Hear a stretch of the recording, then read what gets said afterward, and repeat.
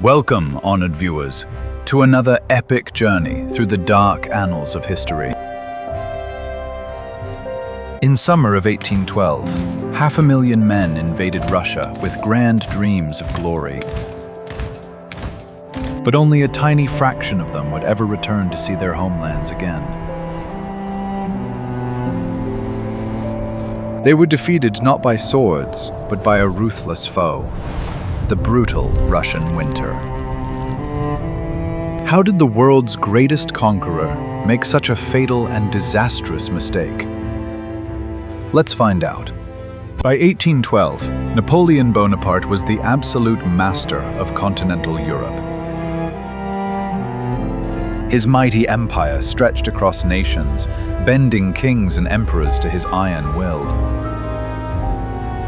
Yet a single defiant thorn remained in his side, threatening his total supremacy. The Russian Empire, led by Tsar Alexander I, refused to obey French demands. Russia boldly rejected the continental system, reopening its vital trade routes with Britain. This defiance enraged the French emperor, who viewed it as a direct insult to his pride. To force the Russian Tsar to his knees, Napoleon devised a massive military campaign. We secure victory today. According to historical records, he assembled the largest invasion force ever seen. Over 600,000 soldiers from across Europe were drafted into the Grande Armée. They were a magnificent sight, marching beneath the bright summer sun with total confidence. French veterans marched alongside Polish, German, and Italian conscripts in perfect unity. Colorful uniforms of blue, white, and red filled the vast plains as far as the eye could see. Regimental flags fluttered proudly in the warm breeze, carrying the legacy of great victories. Polished bayonets and brass cannons gleamed brightly, promising a swift and decisive triumph. Napoleon rode at the head of this massive column, his ambition burning brighter than ever. He firmly believed that a single overwhelming victory would end the war in a few weeks. His strategy was simple and ruthless. Crush the Russian army near the border at once. Then, he would dictate terms of surrender to a vanquished Tsar from absolute power. Provisions and maps are to be handed over by the 18th hour. The soldiers shared his supreme confidence, dreaming of eternal glory and abundant plunder. Supply wagons heavily loaded with rations followed the Grande Armée for a short campaign. No one anticipated a prolonged struggle. They thought the Russian resistance would quickly fall.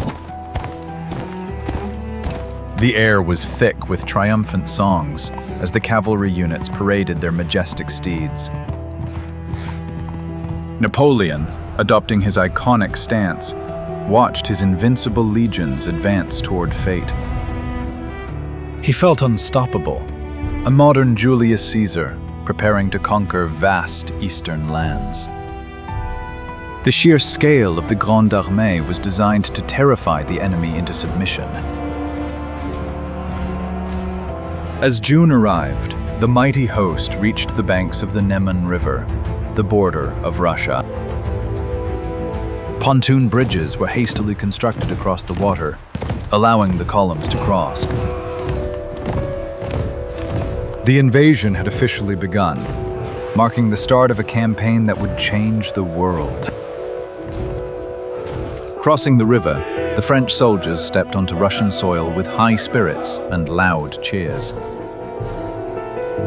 They expected the Russian generals to mass their troops and defend their homeland aggressively. Napoleon eagerly awaited the glorious border clash that would secure his dominance. The imperial eagles pointed eastward, leading disciplined ranks into the vast horizon. However, as they marched deeper into the territory, an unsettling silence greeted them.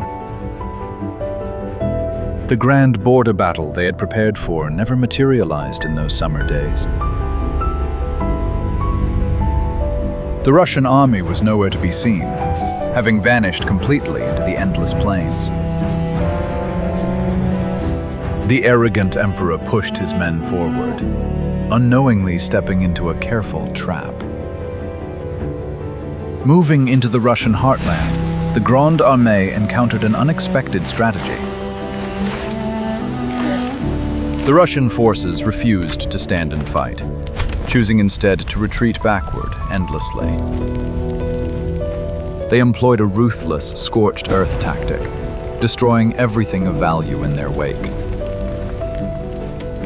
As they fell back, Russian soldiers torched their own villages, leaving nothing but smoking ruins. Entire fields of golden wheat were set ablaze, transforming the rich landscape into barren ash. Water wells were poisoned or filled with dirt, denying the thirsty invaders any source of relief. Napoleon's strategy relied on the land, but now his massive army faced starvation. According to memoirs from the front lines, the rapid advance quickly turned into a nightmare.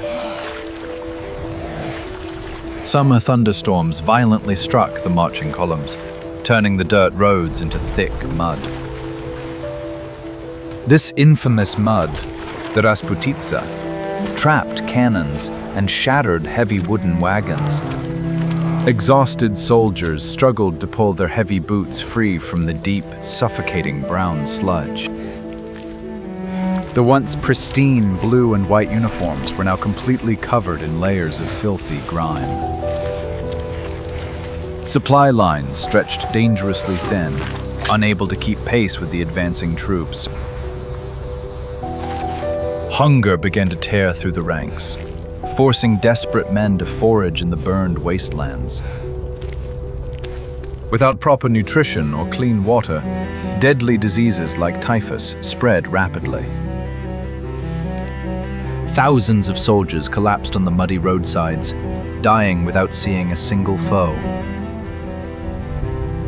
Magnificent cavalry horses, deprived of fresh grazing grass, began to starve and perish daily. The unbearable stench of rotting animal carcasses lined the immense and desolate route. Napoleon's face grew increasingly anxious as he realized his enemies used the terrain. Russian Cossack cavalry emerged from the foggy forests like ghosts, harassing the stragglers. These ruthless nomadic riders would strike swiftly and violently before vanishing into mist. Fear and paranoia infected the French camps, replacing the arrogant optimism of June. Despite losing a third of his forces to disease and desertion, Napoleon pushed onward. His massive ego drove him forward, obsessed with capturing the elusive defending army. He mistakenly believed that taking the holy city of Moscow would force the Tsar to yield.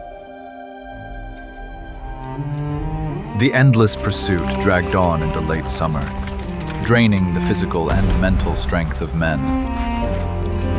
Villages continued to burn on the horizon, painting the overcast sky with a violent glow. The once magnificent Grande Armée was slowly transforming into a desperate, hollowed shadow. They were chasing an enemy that sacrificed its own homeland just to bleed the invaders dry.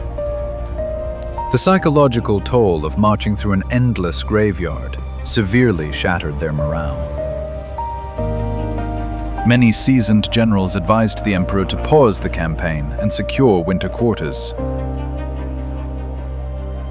But Napoleon, blinded by his past successes, commanded the exhausted legions to push east.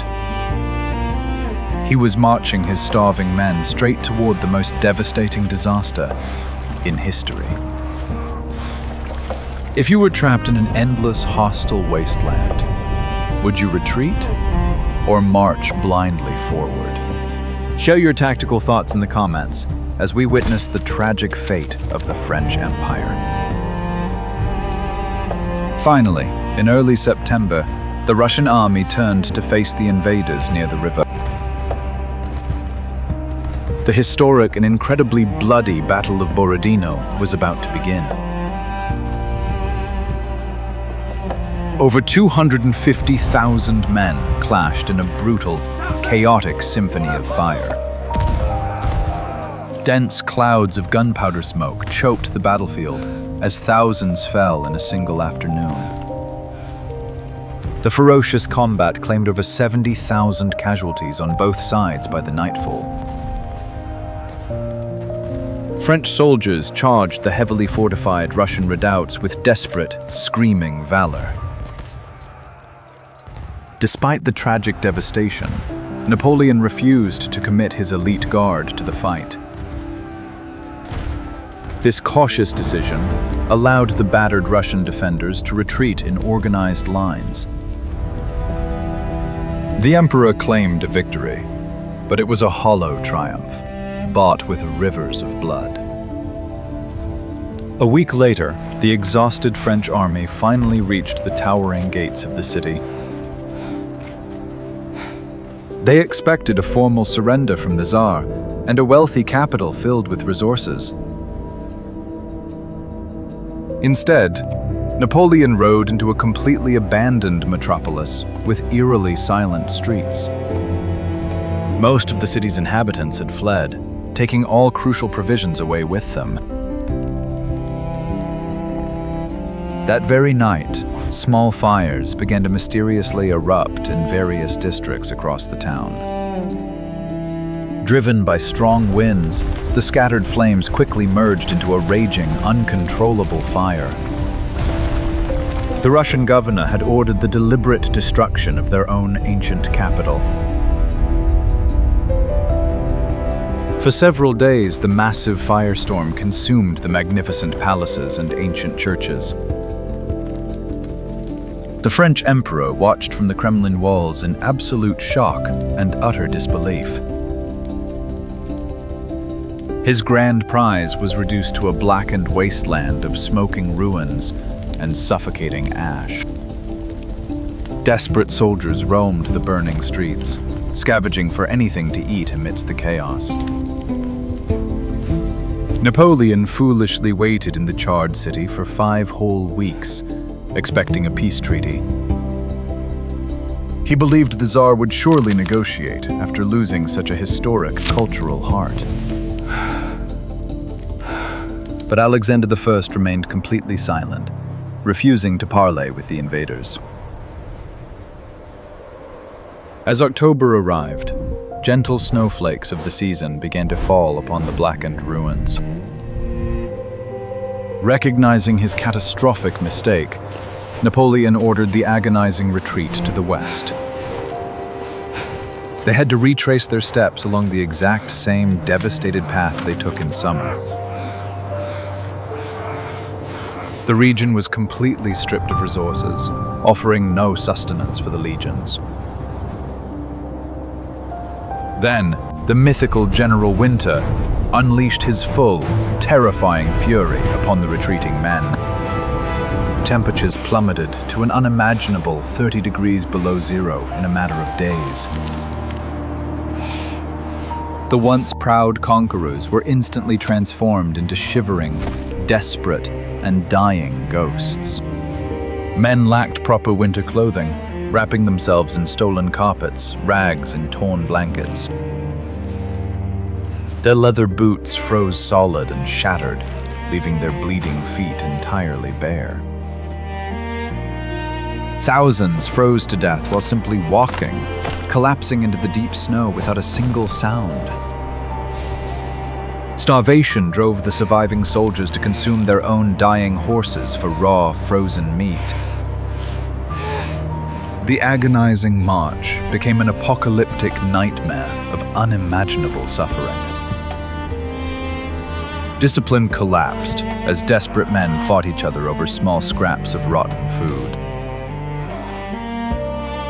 To make matters worse, The vengeful Russian Cossacks constantly harassed the vulnerable flanks. Emerging from raging blizzards, they decimated the stragglers with long, deadly wooden lances. The French could barely defend themselves, as their frozen muskets frequently failed to spark and fire. The retreat was no longer a military maneuver. It was a desperate struggle to survive. At the river crossing, sheer panic erupted as the pursuing Russian army closed in fast. Thousands of panicking soldiers drowned in freezing waters, trying to escape their devastating fate. The mighty Grande Armée, once the terror of Europe, was systematically dismantled and crushed. The frozen road back was literally paved with the lifeless bodies of Frenchmen and war horses. Napoleon marched in silence, leaning on a stick, wrapped in heavy furs to survive the cold. The invincible aura of the brilliant Corsican general was permanently shattered by the snow.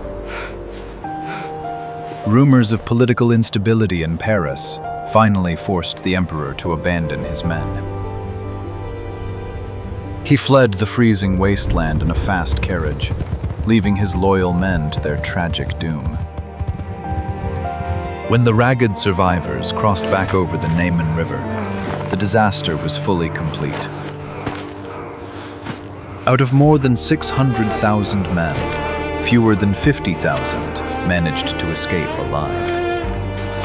Most of the empire's elite veterans and heavy cavalry forces were lost forever in the snow. The catastrophic failure in Russia shattered the myth of French invincibility across the land. Emboldened by this massive defeat, other European powers soon united against the emperor.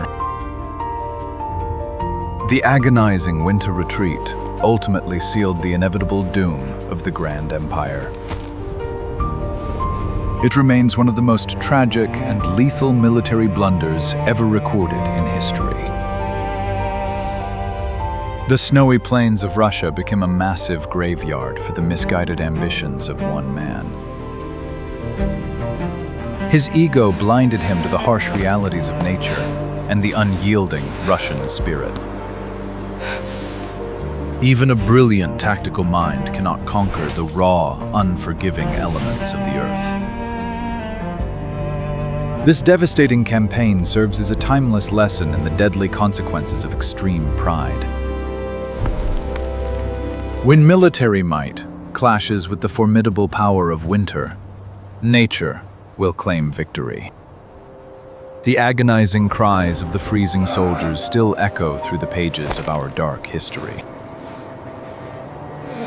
We must remember the tragic cost of war, where ordinary men pay for their rulers' immense pride.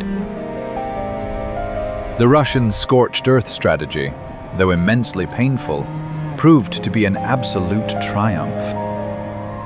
By sacrificing their own land, they managed to starve the largest invasion force the world had known. It was an effective defense that broke the morale and the bodies of the French invaders. General Winter proved to be the most reliable and terrifying ally the Tsar could hope for. The frozen landscapes of the East had swallowed entire legions, leaving nothing but pure sorrow. As the snow covered the fallen, the political map of Europe began to aggressively shift. The Grand French Empire, built on endless conquests, was finally beginning its rapid, violent fall. The legend of the invincible emperor was buried beneath the relentless, freezing blizzards. The ghosts of the Grand Army serve as a haunting reminder of ambition pushed beyond all limits. His disastrous retreat from Russia stands as a harsh warning against blind human arrogance. Was he a brilliant visionary undone by fate, or just a reckless tyrant? Tell us down below. If you enjoyed this epic history tale today, please like share, and subscribe for more videos.